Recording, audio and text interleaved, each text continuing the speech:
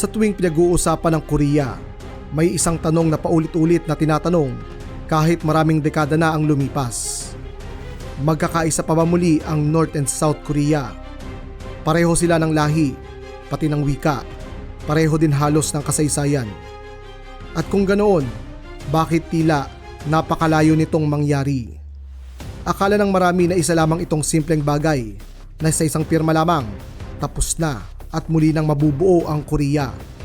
Pero mga komrad, ang politika at kasaysayan ay hindi simple o madali. Ito'y hinuhubog sa dugo, sa takot, sa mga labanan at sa mahabang panahon. Sa episode nating ito, hindi tayo magbibigay ng fairy tale ending, kundi sasagutin natin ito sa isang pinakalohikal na paraan na kaya natin. Susuriin natin ang mga totoong hadlang, historical, economic, political, social at strategic na nagpapahirap o minsan pa nga ay halos nagpapaimposible sa muling pagkakaisa ng North and South Korea. Noong dekada 50, nahati ang Korea dahil sa isang digmaan. Ang Timog Korea ay napasailalim sa isang kapitalistang pamahalaan na suportado ng Estados Unidos.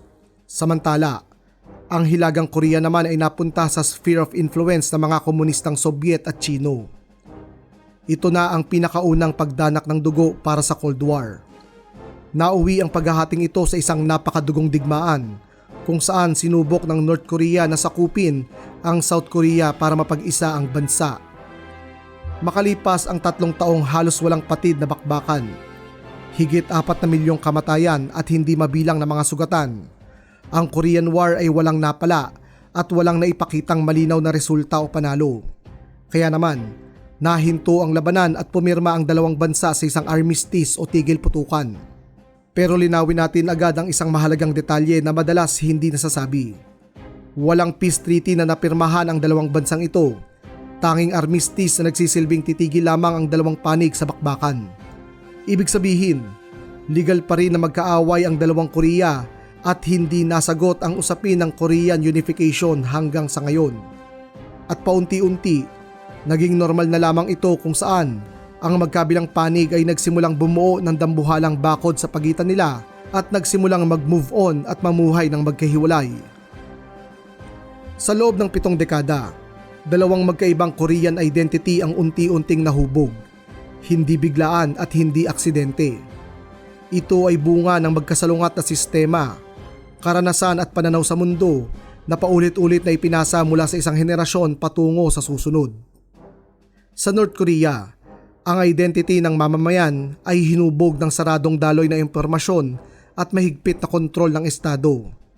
Iisang partidong politikal at iisang ideolohiya lamang ang umiiral kung saan ang Estado ang sentro ng lahat ng aspekto ng buhay, mula sa edukasyon, trabaho, media hanggang sa personal na paniniwala. Dito, ang individual ay hindi itinuturing bilang hiwalay na personalidad, kundi bahagi ng makinarya ng Estado. Ang pamumuhay ay nakatuon sa survival ng bansa at pagpapanatili ng sistema, hindi sa malayang pagpili, self-expression o personal na ambisyon. Sa paglipas ng panahon, ang ganitong uri ng pamumuhay ay hindi na lamang paraan ng pamamahala, kundi naging normal na reality na ito, naging kultura at naging identity ng mga North Korean. Sa South Korea naman, lubos na kabaligtaran ang kanilang naging landas. Ito ay isang bukas na lipunan na hinubog ng demokrasya, malayang pamilihan at malaya sa iba't ibang ideya. Malaya din dito ang media at pagpapahayag, may demokratikong halalan at may karapatan ang mga tao na magbigay ng kritisismo laban sa kapangyarihan. Ang edukasyon at ekonomiya naman ng bansa ay nakatuon sa paglinang ng kakayahan ng individual, hindi lamang pa sa pagsunod sa Estado.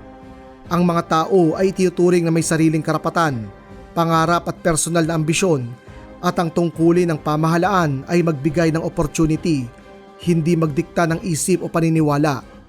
Sa ganitong sistema, nabuo ang isang Korean identity na nakasentro sa individual choice, innovation at personal responsibility, kung saan ang Estado ay tagapangalaga ng kaayusan, hindi ang sentro ng buhay. Ngayong nailatag na natin ang general description ng pamumuhay sa dalawang Korea na ito, Atin namang suriin ang kanilang pananaw sa otoridad, ang konsepto ng kalayaan, ang relasyon ng tao sa kanyang pamahalaan at ang mismong pangarap nila sa buhay. Sa usapin ng otoridad, lubos na magkaiba ang pananaw ng dalawang bansang ito. Sa North Korea, ang authority ay absolute at hindi kinikestyon. Ang estado at liderato ng pamahalaan ay itinuturing na hindi lamang pinuno, kundi pinagmumulan ng katotohanan at morality. Ang pagsunod ay hindi opsyon, ito ay inaasahan at ipinapataw. Sa South Korea, ang authority ay lehitimo ngunit maaaring questionin. May espasyo pa sa kritisismo, protesta at debate. Ang pamahalaan ay tinitingnan bilang lingkod ng mamamayan, hindi tagapagdikta ng isip. Sa usapin naman ng kalayaan, lubos ding magkasalungat ang North and South Korea. Para sa mga North Korean, ang kalayaan ay kolektibong idea. Para sa kanila, ang kalayaan ng estado, hindi ng individual ang pinakamahalaga. Ang personal na kalayaan ay isinasantabi kapalit ng katatagan at kontrol ng pamahalaan. Bukod sa mga nabanggit, maging ang pangarap ng mga tao ay hinubog din ng pamahalaan na namuno sa kanila. Ang pangarap ng mga ordinaryong Korean ay karaniwang nakapaloob sa survival at approval ng estado. Isang ligtas na buhay, sapat na pagkain at pag-iwas sa parusa. Sa makatuwid, ang mamuhay sa isang nagkakaisang bansa ng masagana, mapayapa ang buhay at kabilang sa komunidad. Samantala, ang pangarap naman sa South Korea ay nakatuon sa individual katulad ng tagumpay sa karir, pag-unlad ng sarili, pagkakaroon ng global opportunity at ang personal fulfillment. Sa madaling sabi, nakatuon ito sa pagkamit ng potensyal ng isang tao kung saan ang pansariling kaligayahan ang napakahalaga. Kung susumahin natin, masasabi natin na ang pagkakaiba ng North and South Korea ay hindi lamang politikal at pang-ekonomiko. Ito ay pagkakaiba ng identity. Kaya naman, ang Korean reunification ay hindi simpleng pagsasama ng dalawang lupain. Ito ay pagsasalpukan ng dalawang magkaibang paraan ng pag-iisip, pamumuhay at pag-iral bilang isang tao. Bukod sa pagkakaiba sa kultura, sistema at pananaw sa buhay, ang pinakamabigat at pinakapraktikal na hadlang sa Korean unification ay ang ekonomiya.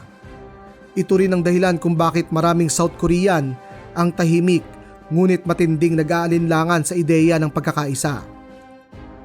Ang South Korea ay isa sa pinaka-advanced na ekonomiya sa Asia at sa buong mundo. Isa itong high-income country na nangunguna sa teknolohiya, manufacturing at global trade. Mataas ang antas ng pamumuhay, modernong infrastruktura at sanay ang lipunan sa isang mabilis, competitive at market-driven na ekonomiya. Samantala, ang North Korea naman ay kabaligtaran nito.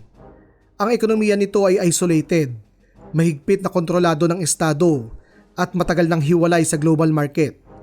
Marami sa kanilang mga infrastructure tulad ng kalsada, pabrika, ospital at power grid ay luma, kulang o sira na.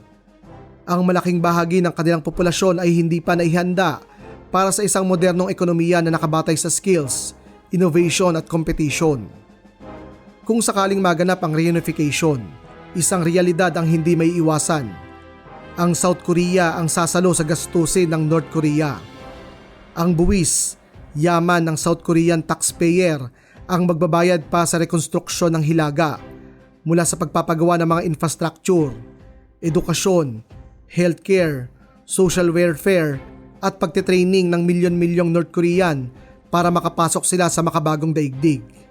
At dito lalabas ang mas masakit na tanong, gaano kalaki at gaano katagal ang pasaning ito? Ilang taon o ilang dekada bago maging sapat ang productivity ng North Korea para hindi na ito umasa sa kanilang mga South Korean brother.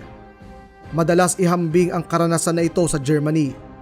Noong Cold War, ang Germany ay nahati sa dalawang bansa. Ang West Germany na isang demokratikong bansa at ang East Germany naman ay isang komunista. Nang magsama muli ang dalawang bansang ito, umabot ng dekada at trilyong dolyar ang ginastos bago unti-unting lumiit ang economic gap ng dalawang bansa. Gayunpaman, kung ikukumpara natin ito sa sitwasyon ng Korea, napakaliit lamang nito. Dahil sa Korea, mas malalim ang agwat, Mas sarado ang sistemang babaguhin at mas mataas ang risk ng economic shock. Sa madaling salita, ang reunification ay hindi lamang simbolo ng pagkakaisa, kundi isang napakalaking economic transfer kung saan ang mas mayamang South Korea ang magiging pangunahing tagabuhat ng bigat.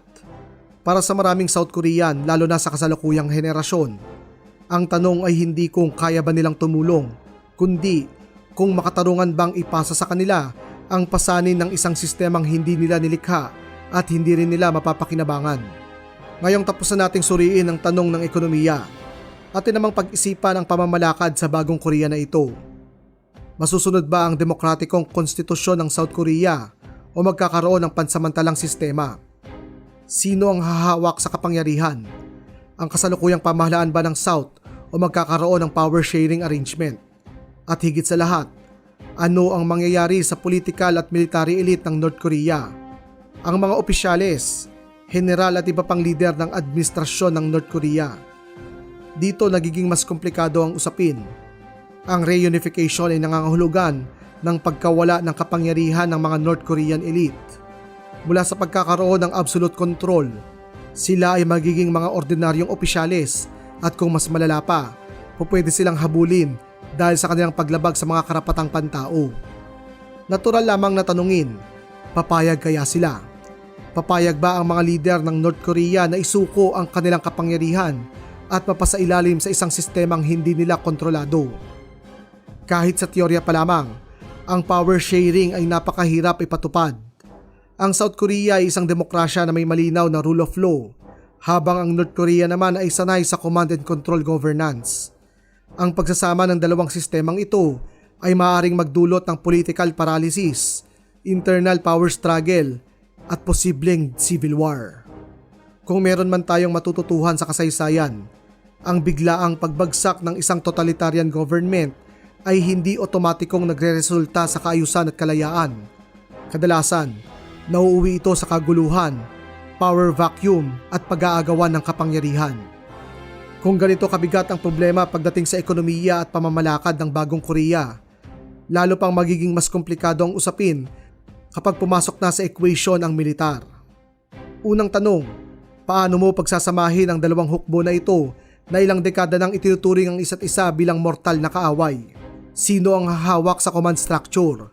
Sino ang susunod kanino? At higit sa lahat, mapagkakatiwalaan ba nila ang isa't isa? Bukod sa mga nabanggit na iyan, narito pa ang pinakasensitibong katanungan. Ang nuclear weapons ng North Korea. Sino ang kokontrol sa armas na ito makalipas ang unification? Pananatilihin ba nila ito o didisarmahin? At kung sakali, paano masisiguro ng bagong pamahalaan na walang rogue element, mga general o unit na maaaring nakawin ng mga armas na ito para sa kanilang pansariling interes? Isang maling hakbang lamang at maaaring lamunin ng Korea at ang buong rehiyon ng kaguluhan. Hay, napakaraming problema, masakit sa ulo. Pero itanong natin sa ating mga sarili, sino nga ba talaga ang may nais ng Korean reunification? Sa panahong ito, malinaw na ang bigat sa tanong na ito ay bumabagsak sa kabataang South Korean at ang kanilang sagot ay hindi na kasing romantiko na inaakala ng mga nauna sa kanila. Sa mga nakalipas na taon, kapansin-pansing bumababa na ang suporta ng kabataang South Korean sa ideya ng reunification. Para sa marami sa kanila, ang konsepto ng isang Korea ay hindi isang personal na alaala, kundi isang aral lamang mula sa libro ng kasaysayan. Lumaki sila sa isang hiwalay, ngunit maunlad na South Korea at hindi nila naranasan ang trauma ng digmaan o ang emosyonal na sugat ng paghahati. Higit pa rito, malinaw sa kanilang pananaw na ang isang reunification ay nangangahulugan ng isang napakalaking economic burden. Ibig sabihin, mas mataas na buwis, mas mabigat na gasto sa social welfare at mas mahabang panahon ng pagsasakripisyo. Lahat upang iangat lamang ang hilagang Korea na itinuturing silang kaaway. Para sa mga kabataang Korea na nahaharap sa mataas na cost of living, competitive job market at housing crisis, isa itong pasaning napakahirap. Kasabay pa nito, nariyan din ang banta ng seguridad. Para sa kanila, ang reunification ay hindi otomatikong nangangahulugan ng kapayapaan. Maaari itong magbukas ng instability, political chaos at mga panganib na may kinalaman sa armas at militar. Idagdag pa rito ang pakiramdam na ang reunification ay isang historical responsibility na ipinapasa sa kanila ng mga matatanda. Kaya naman, para sa maraming kabataang South Korean, makapangyarihang simbolo ito, ngunit hindi praktikal na plano para sa hinaharap. Paano kung magkasundo ang dalawang panig at sabihin na magsama na tayo? Hep hep hep, kahit naisin nila ito, hindi ito basta-basta matutupad. Ito ay dahil sa isang realidad na hindi maaaring takasan. Ang kwestiyon ng Korean reunification ay hindi lamang desisyon ng dalawang Korea. Ito ay isang kwestiyon na may malaking epekto sa buong East Asia, maging sa buong global balance of power. Para sa Estados Unidos, ang South Korea ay isang mahalagang kaalyado at forward base sa Asia. Ang presensya ng US military sa South Korea ay bahagi ng kanilang mas malawak na security architecture. Sa usapin ng reunification, ang pangunahing tanong ng Washington ay simple ngunit kritikal. Mananatili ba ang kanilang alyansa? At kung magkaisa ang Korea, papayag ba ang mga ito na manatili ang presensya ng US forces? Ang isang unified Korea na neutral o masyadong malapit sa China ay maaaring magpahina sa strategic position ng Estados Unidos sa Asia. Sa panig naman ng China, mas komplikado ang kalkulasyon. Ang North Korea ay nagsisilbing buffer state sa pagitan ng China at ang mga US-aligned South Korean ally. Ang biglaang pagkawala ng buffer na ito, lalo na kung mauuwi sa isang unified Korea na kaalyado ng Amerika, ay isang strategic nightmare para sa Beijing. Kaya naman, bagamat suportado ng China ang stability sa Korea, hindi nito basta-basta tatanggapin ang isang reunification na malapit sa US influence. Para naman sa Japan, ang isang unified Korea ay parehong oportunidad at banta. Sa isang banda, ang mas matatag at mapayapang Korea ay maaaring magdulot ng regional stability. Ngunit sa kabilang banda, ang isang Korea na pinagsama ang economic power ng South at military asset ng North ay maaaring isang maging bagong regional competitor. Ito'y dahil ang dalawang bansang ito ay mayroong kasaysayan ng tensyon, kaya't ang anumang paglakas ng Korea, lalo na sa usaping militar, ay maingat na binabantayan ng Tokyo. Samantala, para sa Russia, ang Korea ay bahagi ng mas malawak na strategic game ng Northeast Asia. Interesado ang Moscow sa stability at economic opportunity tulad ng energy project at transport link, ngunit ayaw rin itong makita ang sobrang paglakas ng impluensya sa bagong Korea. Para sa mga Russian, ang reunification ay katanggap-tanggap lamang kung hindi nito babaguhin ang balance of power sa Asia. Makalipas ang ating mahabang pagsusuri, isang bagay ang malinaw. Ang Korean reunification ay hindi lamang usapin ng lahi, wika o kasaysayan. Ito ay isang regional at global political event kung saan ang bawat aksyon ay mayroong napakalaking impact sa bawat major power sa mundo.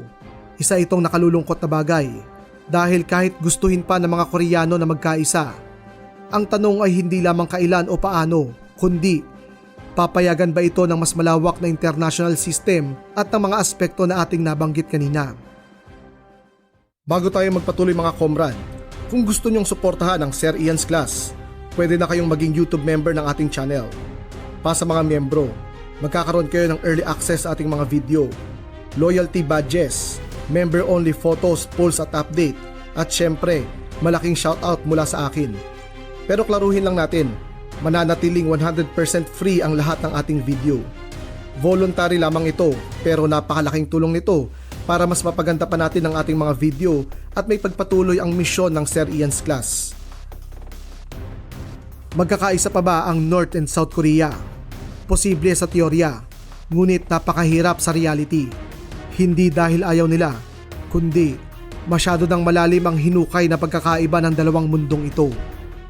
Ang tunay na tanong ay hindi kailan sila magkakaisa, kundi kung paano mabubuhay ang dalawang Korea ng may kapayapaan kahit hindi sila magkaisa. At minsan mga komrad, ang pinakamatalinong hakbang ay hindi ang piliin ang nakaraan, kundi ayusin ang kasalukuyan. Naghahanap ka pa ba ng episode kagaya nito? Kung oo, nais kong irekomenda sa inyo ang ating episode ukol sa gaano nga ba kalakas ang South and North Korea. Muli, ako si Sir Ian at ito ang ating klase ng mga maangas na mahilig sa kasaysayan.